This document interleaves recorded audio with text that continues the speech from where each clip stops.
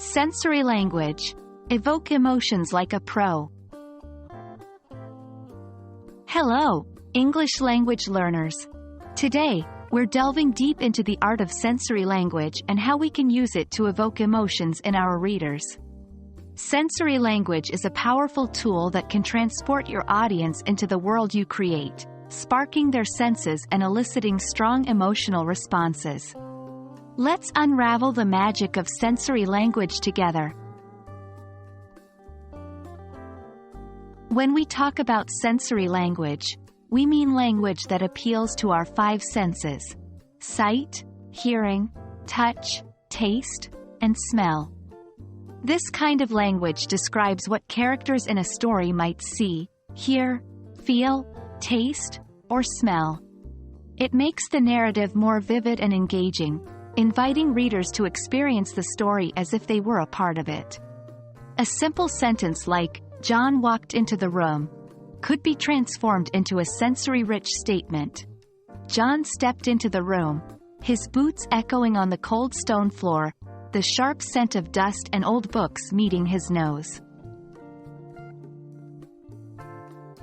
Sensory language can stir emotions in your readers, making them feel what your characters are feeling.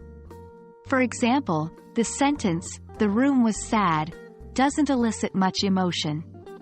However, if we use sensory language, we might write, "The room was silent, save for the quiet drip of a leaky faucet." A thick layer of dust blanketed the forgotten furniture, and the stale, musty air hung heavy, as if it were filled with unshed tears.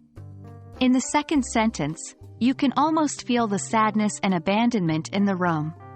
Sensory language has that power to draw your readers in and make them feel.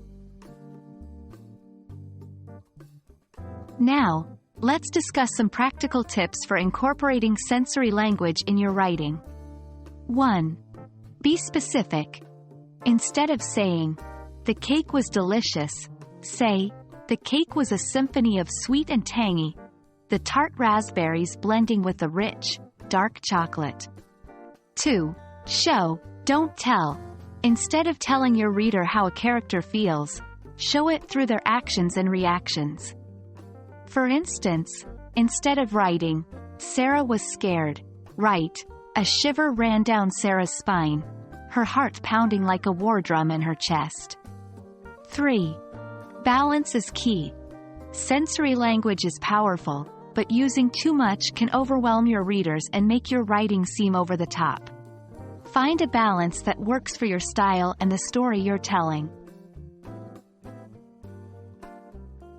That's all for today, folks. Sensory language is a skill that, when mastered, can significantly enrich your writing, making it more immersive and emotionally engaging. Remember, the key is to show, not tell. Make your readers taste, smell, hear, touch, and see through your words. We hope you found this video helpful.